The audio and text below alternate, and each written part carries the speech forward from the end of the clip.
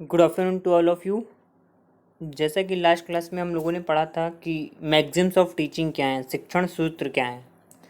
तो शिक्षण सूत्र कुछ हमने पढ़े थे, जैसा सरल से जटिल की ओर, ज्ञात से अज्ञात की ओर, मूर्त से अमूर्त की ओर, अनिश्चित से निश्चित की ओर, विशेष से सामान्य की ओर, मनोविज्ञान से तर्क की ओर, विश्लेषण से संश्लेषण की ओर, पूर्ण से अंश की ओर, प्रकृति का अनुसरण और इंद्रियों का प्रशिक्षण। इस तरीके से कुछ मैगजिम्स ऑफ टीचिंग पढ़े थे। अब आज हम लोग पढ़ेंगे टीचिंग प्रिंसिपल्स क्या हैं, शिक्षण के सिद्धांत क्या हैं। तो शिक्षण के सिद्धांत का सिंपल सा मतलब यही है कि एज अ टीचर जब आप क्लासरूम में एंटर करते हैं तो आपको अपने टीचिंग लर्निंग प्रोसेस के दौरान, आपको अपनी शिक्षण प्रक्रिया के दौरान किन किन सिद्धांतों को, नियमों को फॉलो करना है, किसको ध्यान में रख के आपको अपना लेसन प्लान बनाना है, किसको ध्यान में रखकर आपको अपना लेक्चर डिलीवर करना है। इन सारी बातों को ध्यान में रखना बहुत ज़रूरी है, क्योंकि अगर आप चाहते हैं कि आपका टीचिंग लर्निंग प्रोसेस जो है सक्सेसफुल हो और जो आप ऑब्जेक्टिव्स डिसाइड करके गए हैं उसकी पूर्ति हो, तो उसके लिए आपको शिक्षण के सिद्धांत को जानना बहुत ही ज़रूरी है। तो स्टार्ट करते हैं। टीचिंग प्रिंसिपल, शिक्षण सिद्धांत। तो सबसे पहला जो शिक्षण सिद्धांत है, आपको एज अ टीचर ये जानना जरूरी कि प्रिंसिपल ऑफ मोटिवेशन, यानी कि पहला सिद्धांत क्या है, प्रिंसिपल ऑफ मोटिवेशन, अभिप्रेरणा का सिद्धांत। तो अगर देखिए हम लोग अभिप्रेरणा के सिद्धांत की बात करें या फिर मोटिवेशन की बात करें, तो मोटिवेशन क्या है, लास्ट क्लास में बताया था मैंने कि need, drive and goal. Motivation का एक साइकिल होता है, यानी पहले किसी किसी चीज़ की आवश्यकता होती है हमें, फिर उस आवश्यकता की पूर्ति के लिए हम ड्राइव करते हैं और उस ड्राइव करने के बाद हम गोल तक पहुंच जाते हैं। तो प्रेरणा का सिद्धांत यही है कि जो टास्क आपको बच्चों को सिखाना है, सबसे पहले बच्चों को उसके प्रति प्रेरित करिए, उनके अंदर मोटिवेट करिए उस चीज़ को सीखने के प्रति। अब उनकी अभिप्रेरणा का ख्याल रखना ज़रूरी है। तो यह है प्रिंसिपल ऑफ मोटिवेशन, यानी कि टीचिंग लर्निंग प्रोसेस में मोटिवेशन क्या है, बहुत ही इंपॉर्टेंट फैक्टर है। उसके अलावा दूसरा है आपका प्रिंसिपल ऑफ एक्टिविटी, गतिविधि का सिद्धांत। गतिविधि का सिद्धांत, इसका ध्यान रखना क्यों जरूरी है। अब देखिए प्रिंसिपल ऑफ एक्टिविटी, जैसे जैसे छोटे बच्चे हैं या बड़े बच्चे भी हैं, तो छात्रों के लिए क्या है कि एक्टिविटी बेस्ड लर्निंग बहुत ही इंपॉर्टेंट रोल प्ले करता है, क्योंकि एक्टिविटी बेस्ड लर्निंग जो है लर्निंग बाय डूइंग करके सीखने का सिद्धांत, लर्निंग बाय एक्सपीरियंस, अनुभव द्वारा सीखने का सिद्धांत पर आधारित होता है। तो प्रिंसिपल ऑफ एक्टिविटी का मतलब क्या है, जैसे आपने सुना होगा कि फ्रोबेल ने किंडरगार्टन मेथड दे रखा है, किंडरगार्टन कॉन्सेप्ट। तो किंडरगार्टन में क्या होता है, बच्चों को ज़्यादा से ज़्यादा क्या है, एक्टिविटीज़ बेस्ड लर्निंग कराई जाती है, जिसमें ऐसी लर्निंग कराई जाती है जिसमें बच्चों का ज़्यादा से ज़्यादा फिजिकल और मेंटल एक्टिविटीज़ इंक्लूडेड हों। या फिर मारिया मोंटेसरी की बात करें तो मोंटेसरी मेथड में भी ये सारी चीज़ों का बहुत ही ज़्यादा ख्याल रखा जाता है। तो दूसरा प्रिंसिपल क्या है, principle of activity. Third principal क्या है आपका, प्रिंसिपल ऑफ इंटरेस्ट, रुचि का सिद्धांत। आपको शिक्षण के दौरान ये ध्यान रखना बहुत ही ज़रूरी है कि बच्चों की रुचि किस में है, किस मेथड से बच्चे सीखना चाहते हैं, क्या टेक्निक्स यूज़ करनी होगी, क्या टीएलएम आपको यूज़ करना होगा कि बच्चों में किसी भी विषय को सीखने के प्रति उनका इंटरेस्ट जागृत हो। यानी कि शिक्षार्थी के समुदाय के बीच वास्तविक रुचि पैदा करके शिक्षण अधिगम प्रक्रिया को प्रभावशाली बनाया जा सकता है। यानी कि क्या है, बच्चों के बीच में इंटरेस्ट पैदा करना, ये किसका काम है, शिक्षक का काम है। चौथा आपका प्रिंसिपल है principle of linking teaching learning with life. अब देखिए आप बच्चों को देखिए, अगर आप केवल बुकिश नॉलेज देते रहेंगे, केवल आप रोट लर्निंग पर ज़्यादा से ज़्यादा ध्यान देंगे, केवल आप बच्चों को बुक वॉर्म बनाएंगे या बुकिश नॉलेज पर ज़्यादा ध्यान देंगे, तो क्या है कि बच्चे जल्दी से जल्दी इंक्यूबेशन का शिकार हो जाएंगे, उनको अंदर उद्भवन आ जाएगा, बोर होने लगेंगे।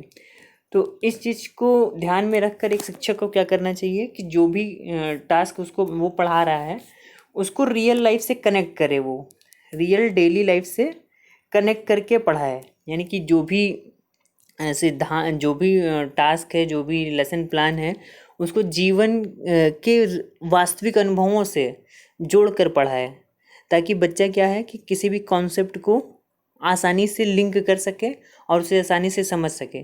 क्योंकि अल्टीमेटली स्कूल से निकलने के बाद बच्चे को कहाँ जाना है, इस सोसाइटी में ही जाना है, वहीं पर एम्प्लॉयमेंट लेना है उसे। नाउ नेक्स्ट क्या है, देखिए अगला सिद्धांत है आपका principle of recognising individual differences. ये देखिए, ये तो मोस्ट इंपॉर्टेंट सिद्धांत है, व्यक्तिगत विभिन्नता का सिद्धांत, या व्यक्तिगत विभिन्न लिखा है, इसको विभिन्नता समझिएगा, व्यक्तिगत विभिन्नता का सिद्धांत। जैसा कि आपको स्वयं ही पता होगा कि इस दुनिया का कोई भी एक इंसान दूसरे के जैसा नहीं है, यानी कि इंडिविजुअल डिफरेंसेस सब में व्याप्त है। सब किसी न किसी लेवल पर, आईक्यू लेवल पर, फिजिकल लेवल पर, मेंटल लेवल पर, इकोनॉमिक लेवल पर, या किसी भी लेवल की बात करें तो सब कहीं नहीं, सब में थोड़ा न थोड़ा डिफरेंसेस है एक दूसरे के प्रति। कोई किसी और लैंग्वेज को जानता है, कोई तेज बुद्धि वाला है, कोई कम बुद्धि वाला बच्चा है, कोई कैनेस्थेटिक लर्नर है, कोई ऑडियो लर्नर है, कोई दोनों प्रकार का लर्नर है, ऑडियो विजुअल। तो एक टीचर को हमेशा ये ध्यान रखना होगा कि जो इंडिविजुअल डिफरेंसेस हैं वो क्लास में व्याप्त होंगे, क्योंकि आपकी क्लास में हर एक बैकग्राउंड का बच्चा पढ़ने आएगा। हर एक बैकग्राउंड का मतलब वो ज्ञान की दृष्टि से, मनोदृष्टि से, एटीट्यूड से, योग्यता से, एबिलिटी से, पोटेंशियल से, सोशियो इकोनॉमिक स्टेटस से, सबका जो है बैकग्राउंड भिन्न भिन्न होगा। इस चीज़ को ध्यान में रखते हुए शिक्षण पद्धति या टीचिंग मेथड जो भी यूज़ करेगा टीचर, वो क्या हो, ऐसा होना चाहिए कि जो सबको पढ़ने के समान अवसर प्रोवाइड कर सके, यानी इक्वल अपॉर्चुनिटीज़ दे। यानी कि इंडिविजुअल डिफरेंसेस का ध्यान रखते हुए सभी बच्चों को शिक्षा की इक्वल अपॉर्चुनिटीज़ या लर्निंग के इक्वल अपॉर्चुनिटीज़ को प्रोवाइड कराना ही क्या है, इसका मेन उद्देश्य है। अब अगला देखिए क्या है, प्रिंसिपल ऑफ सिलेक्शन, चयन का सिद्धांत। अब इसका मतलब क्या हुआ कि चयन का सिद्धांत का मतलब कि जब जैसे टीचर क्लास में पढ़ाने गया तो कौन सा टीएलएम वह ले जाए, किस टीएलएम को, किस मेथड को वो सेलेक्ट करे। यानी कि सिलेक्शन का मतलब सिलेक्शन फ्रॉम बेस्ट, यानी कि बेस्ट अल्टरनेटिव्स, यानी कि बहुत ढेर सारे ऑप्शंस हैं, तो किसी पर्टिकुलर टॉपिक को पढ़ाने में कौन सा टीएलएम ज़्यादा बेस्ट सूटेबल होगा, कौन सा टीचिंग मेथड बेस्ट सूटेबल होगा, कौन सी तरकीब, कौन सा तरीका, क्या मेथड, ये इन सारी चीज़ों को चुनना, उनका पता लगाना ही क्या है, चयन का सिद्धांत है। क्योंकि ज्ञान का क्षेत्र क्या है, लगातार दिन प्रतिदिन बढ़ रहा है। शिक्षक और शिक्षार्थियों के उद्देश्यों को अपडेट करना एकदम ज़रूरी हो गया है। तो इसके लिए क्या है कि जो अब ज्ञान का स्वरूप बदल रहा है, ज्ञान का मेथड बदल रहा है, तो उसके लिए यूज़ किए जाने वाला रिलेवेंट मटेरियल भी क्या है, अपडेटेड होना चाहिए। तो यही है प्रिंसिपल ऑफ सिलेक्शन। अब अगला देखिए क्या है, प्रिंसिपल ऑफ प्लानिंग, योजना का सिद्धांत। अब इससे क्या समझ में आ रहा है, योजना का मतलब क्या है कि अब देखिए, आप जब क्लास में आप पढ़ाने जाते हैं तो आप कोई ना कोई लेसन प्लान बना कर ले जाते हैं, कोई ना कोई प्लानिंग करके जाते हैं। तो एक शिक्षक को हमेशा लेसन प्लान के अकॉर्डिंग ही क्लासरूम में लेक्चर को डिलीवर करना चाहिए, कंटेंट को पढ़ाना चाहिए। अगर आपने कोई पूर्व योजना नहीं बनाई है तो निश्चित तौर पर ही आपका जो उद्देश्य है वो फुलफिल नहीं हो पाएगा। अगला देखिए क्या है, प्रिंसिपल ऑफ डिवीज़न, विभाजन का सिद्धांत। तो विभाजन का सिद्धांत का मतलब क्या है कि आपको क्या है, किसी भी टीचर को किसी भी कॉन्सेप्ट, मान लीजिए कोई कॉन्सेप्ट है, उसको कई स्टेप्स में बांट लेना चाहिए, स्टेप 1, स्टेप 2, इस तरीके से क्या है, जब एक बहुत बड़े टॉपिक को आप छोटे छोटे पदों में बांट लेते हैं तो पढ़ाना आसान हो जाता है। तो यही है प्रिंसिपल ऑफ डिवीज़न, यानी अधिगम को, लर्निंग को सरल बनाने हेतु विषयों को इकाइयों में विभाजित किया जाना, यानी कि to divide subjects into units is known as principle of division. अब अगला देखिए क्या है, प्रिंसिपल ऑफ रिफाइनमेंट, संशोधन का सिद्धांत। संशोधन का सिद्धांत क्या है, शिक्षण को या टीचिंग को और ज़्यादा परमानेंट या अधिक स्थायी बनाने के लिए जो अक्वायर्ड नॉलेज है उसको बार बार टीचर को क्या करते रहना चाहिए, अपडेट करता रहना चाहिए, अमेंड करते रहना चाहिए। यही है संशोधन का सिद्धांत। जैसे मान लीजिए आपने कोई कॉन्सेप्ट बच्चों को समझाया, अब आपको लगा कि ये कॉन्सेप्ट मेथड 1 से ज़्यादा अच्छे से मेथड 2 से सिखाया जा सकता है। तो ये आपने क्या किया, आपने अपडेट कर लिया, संशोधित किया। फिर आपको लगा कि M2 भी क्या है, समय के साथ चेंज हो चुका है, मेथड 2 भी पुराना हो चुका है, आपने मेथड 3 से बताना ज़्यादा उचित समझा। तो यही है रिलीवेंट और अमेंडमेंट प्रिंसिपल ऑफ रिफाइनमेंट। अब क्या है अगला, देखिए अगला है आपका प्रिंसिपल ऑफ डेमोक्रेसी। डेमोक्रेसी लोकतंत्र का सिद्धांत। अब यहाँ पर डेमोक्रेसी का मतलब क्या हुआ कि डेमोक्रेसी का मतलब क्या होता है, लोकतंत्र। लोकतंत्र में किसकी बात की जाती है, इक्विटी एंड इक्वलिटी की। यानी लोकतंत्र का मतलब क्या है, सारी जनता एक समान है, सबको एक समान ट्रीट किया जाए। तो यहाँ पर लोकतंत्र का मतलब यही है कि यह जो सिद्धांत है छात्रों को क्या है, विभिन्न गतिविधियों की योजना बनाने और उनके क्रियान्वयन पर बल देता है। यह क्या करता है, शिक्षार्थियों में आत्मविश्वास और आत्मसम्मान को विकसित करने में सहायता करता है। और ये सारी चीज़ें कब विकसित होंगी, जब बच्चों को इक्वल अपॉर्चुनिटीज़ मिलेगी, सबको इक्वली ट्रीट किया जाएगा। यानी टीचर क्या है, बच्चों को नीड के अकॉर्डिंग उनको इक्वली ट्रीट करेगा और उनको ये सारे अपॉर्चुनिटीज़ प्रोवाइड करेगा। तो क्या है कि निश्चित तौर पे ही जो शिक्षण है वो सक्सेसफुल होगा और उद्देश्यों की पूर्ति होगी। अब लिखिए अगला क्या है, principle of creation and recreation, सृजनात्मकता व पुनर्सृजनात्मकता का सिद्धांत। तो अब क्या है कि जब देखिए क्या है, किसी भी क्लासरूम में अगर जो टीचिंग मेथड है या टीचिंग है वो क्रिएटिव नहीं है तो बच्चे क्या है, ऑटोमेटिक बोर होने लगते हैं। तो टीचिंग लर्निंग जो प्रोसेस है इतना क्रिएटिव और रिक्रिएटिव होना चाहिए कि बच्चों का इंटरेस्ट टिल द एंड तक बना रहे। इसी को क्या कहा इन्होंने, creation and recreation, principle of creation and recreation. अब देखिए अगला क्या है, अगला बात करें तो क्या है, प्रिंसिपल ऑफ एंटरटेनमेंट, मनोरंजन का सिद्धांत।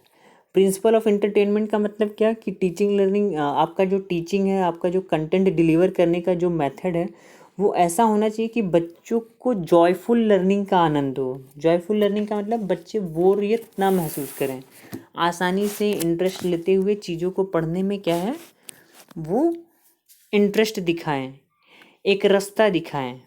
क्योंकि जब बच्चों को पढ़ाई मनोरंजन के साथ साथ पढ़ाई कराई जाती है तो उसमें क्या होता है कि उनको थकान का पता नहीं चलता है और उनमें पढ़ने के प्रति क्या आती है, मोटिवेशन जागृत होता है और वो फिर से एनर्जाइज्ड हो जाते हैं सीखने के लिए।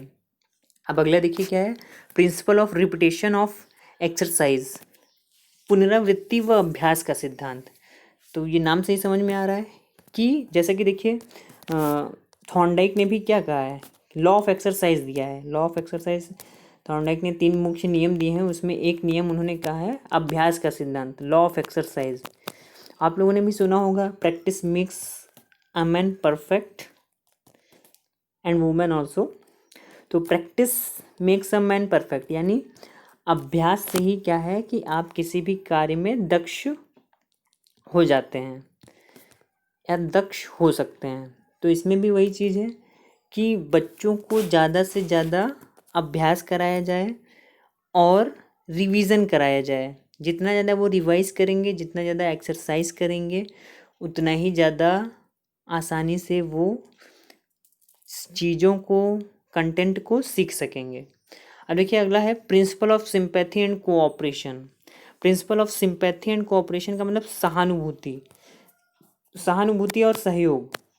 देखिए बच्चों को जब तक ये फीलिंग नहीं होगा, जब वो इमोशनली टीचर से अटैच्ड नहीं होंगे, पॉजिटिवली और इमोशनली जब तक वो टीचर से अटैच्ड नहीं होंगे तब तक उनके अंदर सिंपैथी और कोऑपरेशन की भावना भी जागृत नहीं होगी। यानी कि ये देखिए क्या है, ये एक म्यूचुअल प्रोसेस है। एक टीचर को सबसे पहले क्लास में एंटर करते समय स्वयं को और बच्चों के मध्य एक रैपर्ट इस्टेब्लिश करना होता है। रैपर्ट का मतलब क्या होता है, मधुर संबंध स्थापित करना होता है। तो ये मधुर संबंध क्या होता है कि बच्चे जब एक बार टीचर से पॉजिटिवली इमोशनली अटैच्ड हो जाते हैं तो वो आसानी से टीचिंग लर्निंग प्रोसेस में एक दूसरे का सहयोग करने लगते हैं। तो इस चीज़ का भी ध्यान देना बहुत ही ज़रूरी है। अब अगला देखिए क्या है, प्रिंसिपल ऑफ रीइंफोर्समेंट, पुनर्बलन का सिद्धांत। अब ये समझ लीजिए, ये तो बहुत ही इंपॉर्टेंट सिद्धांत है, प्रिंसिपल ऑफ रीइंफोर्समेंट। जैसा कि स्किनर ने भी क्या कहा है कि स्किनर ने भी रीइंफोर्समेंट को बहुत ही महत्वपूर्ण माना है बच्चों को सिखाने के लिए। रीइंफोर्समेंट का मतलब क्या हुआ, अब देखिए रीइंफोर्समेंट किसी भी टाइप का हो सकता है, वर्बल हो सकता है और कॉन्क्रीट हो सकता है या नॉन कॉन्क्रीट, या कह लीजिए कि एब्स्ट्रैक्ट हो सकता है। तो रीइंफोर्समेंट होता क्या है, जैसे बच्चे ने कोई टास्क किया या फिर कोई भी कॉन्सेप्ट उसको टफ लग रहा है और वह बहुत जल्दी हो जा रहा है, तो आप बार बार उसको मोटिवेट कर सकते हैं कि अगर तुमने ये कर लिया तो तुमको ये मिलेगा, तुमको 1 स्टार मिलेगा, 2 स्टार मिलेगा। देखिए छोटे बच्चे क्या है, स्टार के बहुत भूखे होते हैं। अगर छोटे बच्चों को 1-2 स्टार आप दे दीजिए, किसी भी टास्क को कंप्लीट करते हैं वो, अगर 1-2 स्टार दे दीजिए तो वो बहुत खुश हो जाते हैं। तो इस तरीके से क्या है, ये एक तरीके का रीइंफोर्समेंट है, या वेरी गुड, शाबाश, या फिर मुझे पता था तुम ऐसा कर सकते थे, तुम कर लोगे ऐसा, तुम्हारे अंदर वो पोटेंशियल है, तुम्हारे अंदर वो शक्ति है, तुम्हारे अंदर वो कैपेबिलिटी है। ये क्या है, ये एक पॉजिटिव रीइंफोर्समेंट का एग्जाम्पल है। या फिर अगर तुमने ये काम कर लिया या ये करके दिखा दिया तो तुमको ये गिफ्ट मिलेगा, ये रिवॉर्ड मिलेगा, ये चॉकलेट मिलेगी।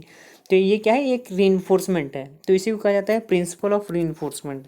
टीचर को अपने क्लासरूम में इस चीज़ का भी ध्यान रखना होगा, बच्चों को रीइंफोर्स करके रखना होगा, ताकि उनका जो अटेंशन है, उनका जो इंटरेस्ट है पूरे क्लास के दौरान बना रहे। अब अगला देखिए क्या है, principle of training of senses, इंद्रिय प्रशिक्षण का सिद्धांत। तो जैसा कि लास्ट क्लास में भी डिस्कस किया था कि टीचर को हमेशा ये ध्यान में रखना है कि पढ़ाते समय वो ऐसे टीचिंग मेथड्स या टेक्निक्स का यूज़ करे, टीचिंग मेथड्स और टेक्निक्स का यूज़ करे, जिससे कि बच्चे क्या हैं, हाँ, जिससे कि बच्चे का जो है मल्टी सेंसेस, बच्चों के जो मल्टी सेंसेस हैं वो हमेशा इंगेज रहें। यानी टीचर को हमेशा कैसा मेथड यूज़ करना है, मल्टी सेंसरी अप्रोच इसलिए यूज़ करना है ताकि बच्चे का जो है कि सर्वांगीण विकास आसानी से हो सके। अगला देखिए क्या है, प्रिंसिपल ऑफ रिमीडियल टीचिंग। अब प्रिंसिपल ऑफ रिमीडियल टीचिंग क्या है, प्रिंसिपल ऑफ रिमीडियल टीचिंग का मतलब क्या है कि इससे पहले आपको ये समझना जरूरी है कि प्रिंसिपल ऑफ डायग्नोस्टिक टीचिंग क्या है। डायग्नोस्टिक का मतलब क्या है कि जैसे कोई समस्या है बच्चों को, तो समस्या है तो अब एक टीचर के लिए डॉक्टर का काम कौन करता है, उसका शिक्षक, यानी एक बच्चे के लिए डॉक्टर का काम कौन करता है, शिक्षक। यानी कि एक लर्नर के लिए डॉक्टर कौन है, उसका टीचर है। तो टीचर, ये इसको एक एग्जांपल से समझिए कि जैसे मान लीजिए एक बच्चा है, वह गणित में बार बार बहुत कम नंबर ला रहा है। क्यों? क्योंकि उसके पिताजी का जो ट्रांसफ़र हुआ है वो साउथ से नॉर्थ में आ गया है। उसके पिताजी का नॉर्थ इंडिया में ट्रांसफ़र हुआ है। अब यहाँ पर उसने एक नया स्कूल ज्वाइन कर लिया है, जहाँ पर इसकी जो परफॉर्मेंस है मैथ में बहुत ही बुरी हो गई है, क्योंकि ये जो स्कूल है यहाँ पर यूपी बोर्ड का स्कूल है। अब टीचर ये नहीं समझ पा रहा है कि बच्चे के और सारे सब्जेक्ट तो काफ़ी अच्छे हैं, लेकिन वो मैथ में जो है बार बार फेल हो जा रहा है, कम नंबर ला रहा है। तो अब टीचर ने क्या किया, उस डायग्नोस करना स्टार्ट किया, आखिर क्या कारण है, किस रीज़न की वजह से बच्चा जो है कि बहुत कम नंबर ला रहा है। तो टीचर ने डायग्नोस करने के बाद टीचर को ये पता चला कि बच्चा मैथ में कम नंबर इसलिए ला रहा है क्योंकि साउथ में जब वो था तो वो इंग्लिश मीडियम स्कूल में पढ़ता था, और अब जिस स्कूल में पढ़ता है वो हिंदी मीडियम का है। तो उस बच्चे के साथ क्या इशू आ रहा है, लैंग्वेज का इशू। यानी कि अगर उसी मैथ सब्जेक्ट को उसे इंग्लिश लैंग्वेज में ही प्रोवाइड किया जाए तो क्या है कि वो बच्चा जो है अच्छे मार्क्स गेन कर सकता है। तो टीचर ने क्या किया कि उसकी समस्या को डायग्नोस किया। तो यही लिख रहा है, principle of diagnostic teaching. Diagnostic का मतलब क्या कि एक टीचर को हमेशा प्रिपेयर रहना चाहिए बच्चों की समस्याओं को डायग्नोस करने के लिए, निदानात्मक शिक्षण। अब उसके बाद देखिए अगला क्या है, प्रिंसिपल ऑफ रिमीडियल टीचिंग। तो जब समस्या एक बार डायग्नोज हो जाती है तो उसके बाद हम डॉक्टर क्या कर देता है, रेमेडी देता है, दवा देता है। तो यही है रिमीडियल टीचिंग। यानी कि अब इस केस में क्या था कि बच्चे की समस्या क्या थी, लैंग्वेज इशू था। तो टीचर ने उसे रेमेडी क्या दी, वही जो मैथ का पेपर वो हिंदी में उसको दिया जाता था, अब उसको उसकी इंग्लिश लैंग्वेज में दिया जाने लगा, या मदर टंग में, मदर टंग उसका साउथ में जो भी होगा। तो टीचर ने देखा कि ये रेमेडी उसको देने के बाद क्या है, उसका परफॉर्मेंस ऑटोमेटिक बूस्ट हो गया। तो यही है रिमेडियल टीचिंग, कि किसी भी समस्या का पता लगाने के बाद उसकी दवा देना, उसका उपचार करना, यह है रिमेडियल टीचिंग। अगला है देखिए प्रिंसिपल ऑफ डेफिनिट ऑब्जेक्टिव्स। अब नाम से ही पता चल रहा है, जैसा कि लास्ट क्लास में मैंने बताया भी था, कि एज अ टीचर जब आप कोई कंटेंट डिलीवर करने जा रहे हैं तो उससे पहले आपके जो ऑब्जेक्टिव्स हैं वो प्री डिसाइड होने चाहिए। बिना ऑब्जेक्टिव्स के डिसाइड हुए आप लेक्चर डिलीवर करने चले गए तो ना तो टीचिंग लर्निंग प्रोसेस सक्सेसफुल होगा, ना आप जो सोच के गए हैं वो उद्देश्य ही पूरा होगा। जैसा कि आपको याद होगा लास्ट क्लास में हम लोगों ने बात की थी कि बिना उद्देश्यों के टीचर क्या है, बच्चा क्या है, एक समुद्र में एक नाव की तरह है, पतवार रहित नाव जिसमें पतवार नहीं है और वह समुद्र में थपेड़े खाता रहता है। तो इसीलिए क्या है कि प्रिंसिपल ऑफ ऑब्जेक्टिव्स, शिक्षण प्रक्रिया से पहले उद्देश्यों का निर्धारण करना अत्यंत आवश्यक है। अब देखिए अगला क्या है, प्रिंसिपल ऑफ मॉडल रिप्रेजेंटेशन, वही प्रतिमान प्रदर्शन। प्रतिमान प्रदर्शन का मतलब क्या है कि जब आप टीचिंग लर्निंग प्रोसेस कर रहे हैं तो आप ज़्यादा से ज़्यादा बच्चों को कॉन्क्रीट एक्सपीरियंस देने की कोशिश करिए। कॉन्क्रीट एक्सपीरियंस का मतलब कोई 3D मॉडल, कोई चार्ट, या कोई भी ऐसा TLM जिसे बच्चा देखकर आसानी से उस कॉन्सेप्ट को समझ सके। वो रूट लर्निंग पर बेस्ड ना हो, वो केवल लेक्चर बेस्ड ना रहे। अब अगला देखिए क्या है, प्रिंसिपल ऑफ चाइल्ड सेंटर्ड। ये तो देखिए मोस्ट इम्पॉर्टेंट, अब 21वीं सदी का सबसे इम्पॉर्टेंट एग्जाम्पल प्रिंसिपल तो यही है कि कोई भी करिकुलम, कोई भी उद्देश्य और कोई भी टेक्निक, मेथड, जितनी भी टेक्निक है, मेथड है, करिकुलम है, ऑब्जेक्टिव्स हैं, जितनी भी चीज़ें हैं वो सारी चीज़ें हमें किसको ध्यान में रखकर डिसाइड करना है, बच्चे को ध्यान में रखकर। यानी कि सेंटर पर कौन रहेगा हमेशा, बच्चा। इसी को बोलते हैं प्रिंसिपल ऑफ चाइल्ड सेंटर्ड। तो इस तरीके से आज हम लोगों ने देखा कि टीचिंग के प्रिंसिपल्स क्या क्या हैं। अगर आपको फिर भी कोई कन्फ्यूज़न है तो आप कमेंट के द्वारा पूछ सकते हैं। Thank you so much. आपका दिन शुभ हो।